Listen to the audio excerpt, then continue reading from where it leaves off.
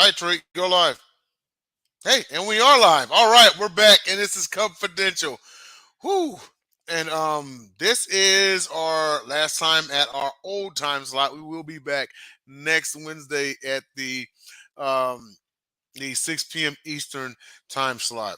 I am your executive producer, Denzel Snipes, and we've got a hell of a show for you. So let's go ahead and bring on our host himself. He's going to be a married man by this time next week, and he is the Chicago Crusader himself, Mr. JB Ellis. Come on in. What's going on, Denzel? How you doing? Oh man, long night. I hear you, man. It's been a long, long night, long week. Last couple of days, been crazy. Somehow I have people popping in, popping out. It's been that type of day. But let's get right to it. We're gonna go right to one of our favorite panelists. We're gonna bring in Botkins. We're gonna talk some Cubs baseball.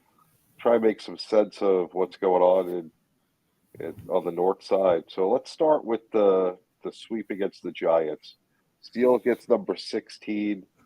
They win the first game 5-0. They beat a team they're battling for the wild card with. What'd you take from that series?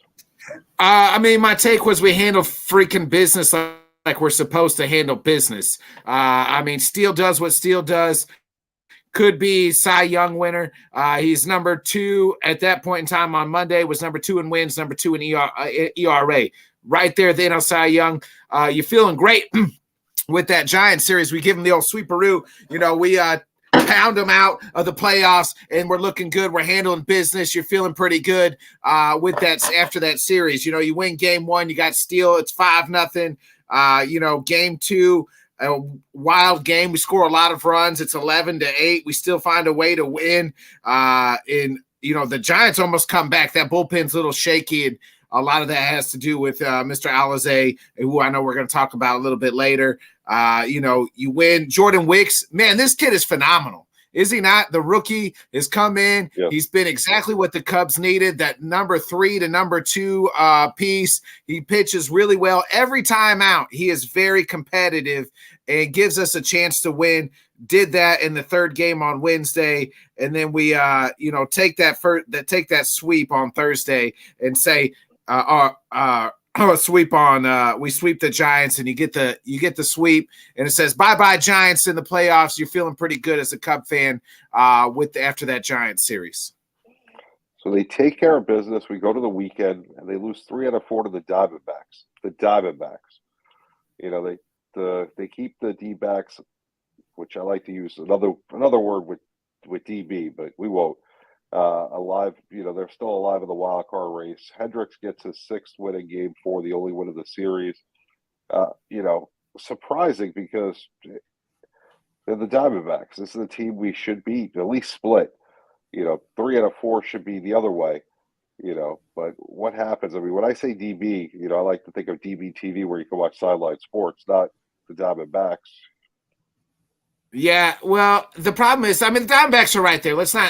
They're a good team. They could make the wild card as well. But it's another team that we needed to beat to just kick out the playoffs. It's just like the Reds series, right? A couple weeks ago, where it's like, man, we could really put our foot on their throat and end it for each of these teams. We didn't do with the Reds, and then we didn't do that in this series with the Diamondbacks. The problem, JB, is where the heck was the offense for most of this series? You lose Friday 1-0. You lose actually Thursday 6-2. Assad, who'd been pitching really well, he stumbles his worst outing, but you only score 2 runs, right?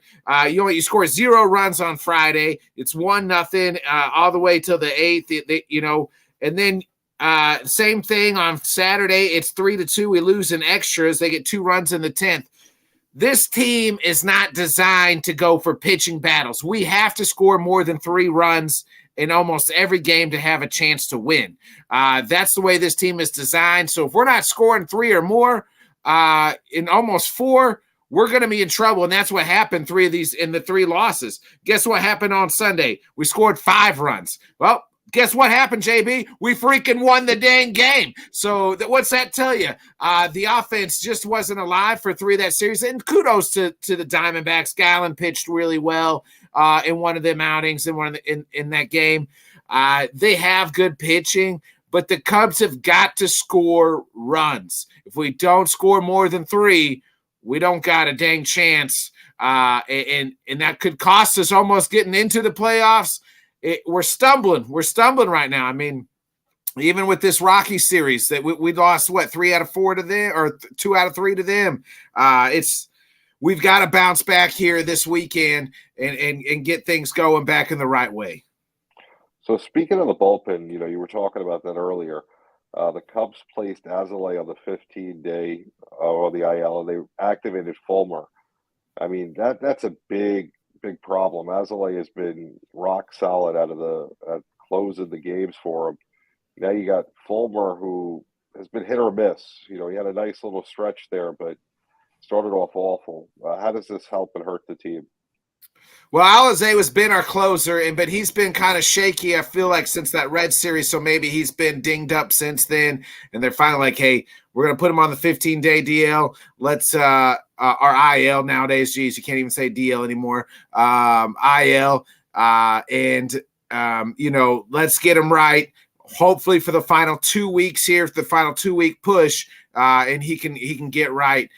It's scary because he's been about the one clutch guy that we've had. Merriweather's been pitching pretty well out of the pen too, but Alizé's been that guy for us. I don't know if does Fulmer go back to the closer role because Alizé kind of had took that. I don't know. I don't really feel comfortable. Leiter has pitched freaking awful as well for the last couple weeks. He can't find the strike zone. It hasn't the pin. I tell you, every time the pin goes, I'm watching the game 7, 8, 9 like this, JB, because it's never lights out. It's interesting every time, and you almost got to hold your breath. And I credit our offense, and we keep battling because our pin blows it, and we battle, and we score some late runs. But we need to find somebody while Abert's out, that can get those final 3 outs. It's a scary situation to be in, to have to always rally to come back and win, and to always rely on your offense. You need to play well on both sides of the ball. Yeah, it is, and like I said, the last Arizona series, we can redeem ourselves. We got them coming up, so hopefully we can redeem ourselves, get back in there. The Brewers are kind of stumbling here, but we just got to take care of business. Can we do that is going to be the question. We can't lose series anymore. Like hopefully this Rocky series, the last series we lose, just take 2 out of 3 or split. But you don't have to sweep, but just take 2 out of 3, and we can't be losing to teams like the Rockies. Guys, this is a ballsy Cubs analyst here. He's got his Reggie White jersey in the background. With the Green Bay Packers after the Bears got spanked by the Packers. He loves his Cubs, but the fact that he's got the Reggie White thing out there, don't hold it against him. He's all Cubs. I'm a Packers fan through and through too. Hey, there's a time in my life the Cubs absolutely stinked. Most of my life the Cubs stinked. I couldn't handle going into fall after losing. I couldn't follow the Bears because they stink too, and I couldn't have all summer and a fall of losing season. I need a pick me up, JB. I needed a pick me up. So let's go to the Cub or dud. The Cubs are going to go into Arizona and get back to 1 game back with the division. I don't really care about the division. Let's get this wild card thing wrapped up. Take 2 out of 3 from of Arizona. That's all I want. Just win the series. Everything else, let it be. But you got to handle business yourselves. Put Diamondbacks to the put them. Can we put them in the cut their heads off? Will we put their foot on their throat and send them packing? That's what we need to do. So my question for you, right? The way the season has gone, is making the wild card a success? Does that put them ahead of their schedule, or are you disappointed? No, I'm 1,000. I'm already. Whatever happens the rest of the way is already gravy. That's the cherry on top would be the wild card. This team, to me, I thought going into the year, I had no idea 500 or better. I mean, 2 months ago, JB, we were 10 games below 500. We're talking about blowing it up and trading Cody Bellinger and, trading pieces off. And then he comes back on the, now we're 10 up. That's the Cubs have been around since the beginning of baseball. They've never been 10 down and turned it around and been 10 up. So this team is very surprising. I'm here for it. At the beginning of the year, I said I just want to play meaningful games in September. Well, let's win those meaningful games in September, and let's play at least one series in October. So, Botkins, where can people find you? You can find me on the Bodkin Show on my channel on YouTube. It's just like this right here. Boom.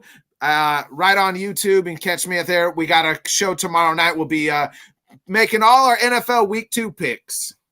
Nice. Well, it was a pleasure having you. It's always great having you on the show. We'll see you again in the future.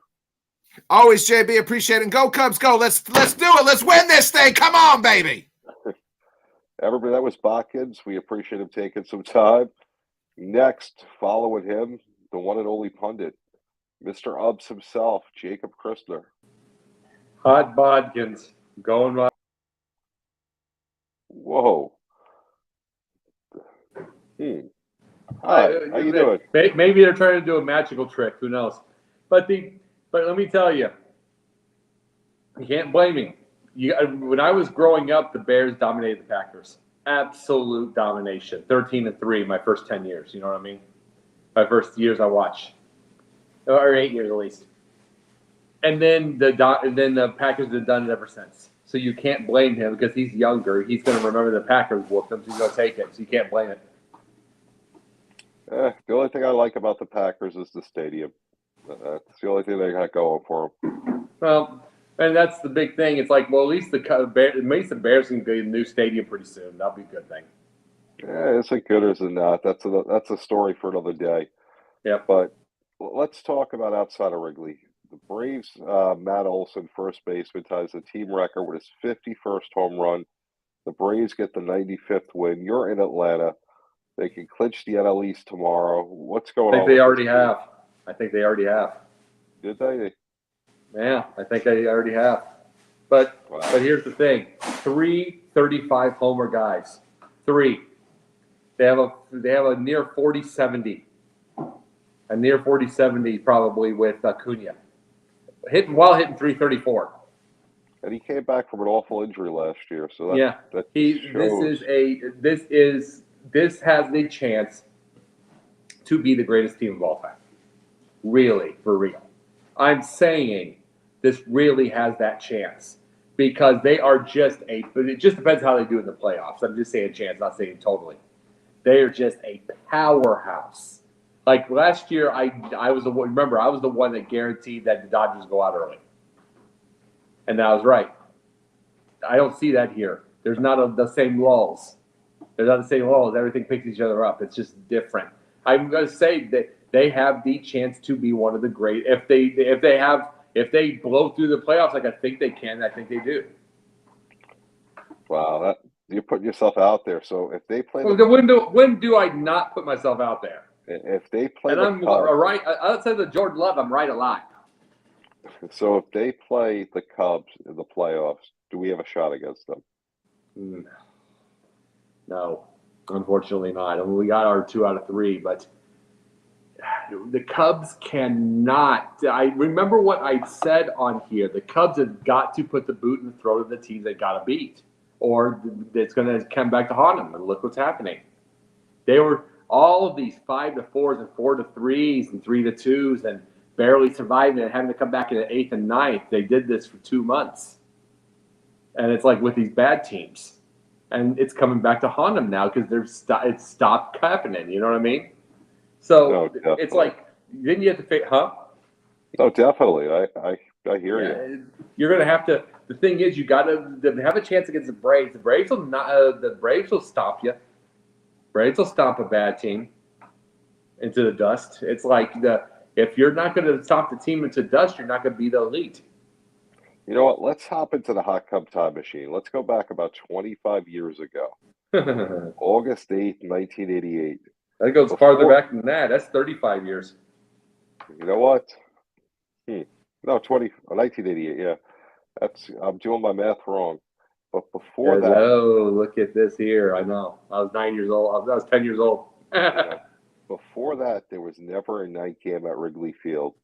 But on that fateful night, August 8th of 1988, 8 of 88. A lot of 8s there. 8, 9, 88 when they finished it. Yep. There was a rain out. Yes, it was. But before that, there was never a night game at Wrigley Field. Tell me how that changed the Cubs franchise and what it did for the city of Chicago. Well, for one thing, you got a lot more nightlife going there. It's like you could add restaurants, you could add everything, but you got to remember all the restaurants were afraid of they were afraid of all of the deals before that it was going to take away their business and stuff, but it just helped it. But to this day, there's still a problem because you still can't play. They still don't want you to play on a Friday. There's still day games on Friday, a couple days a week. So there's still people that have problems. To this day, 35 years later, there's still people that have problems with that, with night games. Well, the problem is the parking in Wrigleyville. It's all residential parking. There's not enough parking lots, and the residents, for whatever reason, they have the power over this situation where the Cubs actually have to ask for permission to play night games on Friday. And they don't do it very often. They actually, I think, did it once this year. When the schedule came out, they I think flew back from the West Coast on Thursday night and had asked to play a Friday night game. It's a rarity, That's why if you ever look, the only game ever going on a Friday afternoon is a game at Wrigley. Yeah. Oh yeah, no question. But see, to this day, there's still people there's still a couple of weeks, and it's like there's still people that have problems 35 years later. They do. They want to see there are people that can't get over the fact that you can't watch for free above the rooftops anymore. There's still people with those. But see, it's one thing if you won, the Cubs were 71 wins every year. You got to remember, after Dusty, what is it? I'm just saying this. 6 division titles, 7 division titles since Dusty.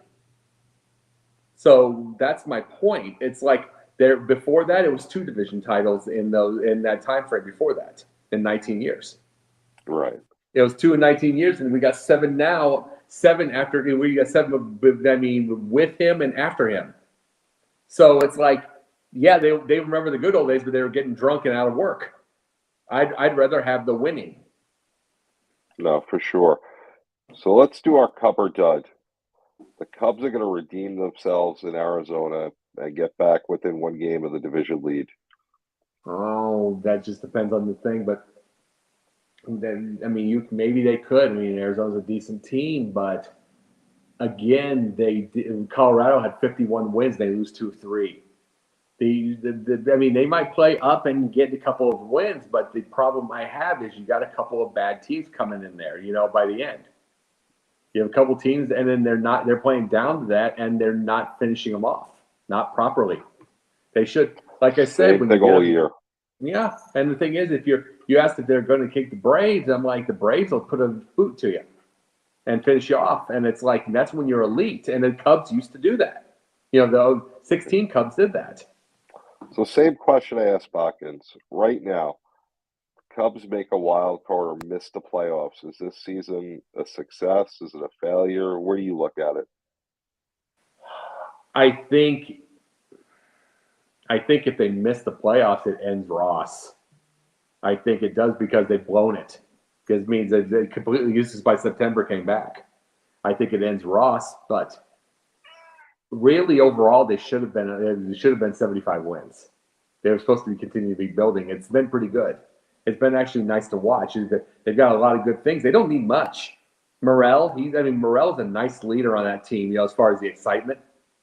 It's the only thing that worries me about Morel is if they end up getting him a contract. I hope he keeps the same enthusiasm, the same energy, because he's fun to watch. Then you got some nice players right there. I personally, to me, let's rebuild the pitching staff, because as much as I have loved Hendricks, much as I've loved Hendricks, and you've known that for the last 9 years, much as I've loved him, I've said this, by itself, he gets stolen on like crazy, and he's throwing more pitches to set people up. It's not going to get better. And with the thing is, things are going to get worse. I'd rather let him go now. No, for sure. So where can people find you? Well, since I didn't tell it on most of the shows tonight, I'll bring up Sundays we have Professor and Pupils. Mondays it is the Top Rope Talk with the Sniper and the Pundit. You know, wrestling. It's a great show. Yeah, I love it. Let's see. Nothing on Tuesdays. Wednesdays is the Cubfidential. And the South Florida Tribune. Yeah, and the South Florida Tribune with Euron also with the Sports Exchange. And Thursday nights is Pundit's Pundit. And then once in a blue moon, the Gauntlet will call me on when they need me. Well, Jacob, the pundit, it was a pleasure. Hopefully when I get back, we're still talking about the Cubs and the playoff hunt. Maybe having a shot for that last weekend of the division. Until then, I leave you in great hands with Denzel Snipes, who will be leading the show at least next week, possibly the next two. Yeah. But it better be the next two. You're going to have fun. Until then, this was Cubfidential. Let's see the Cubs get some wins in Arizona, and then from there, keep it going. You betcha, bud. Take care. Have a good night. Yeah.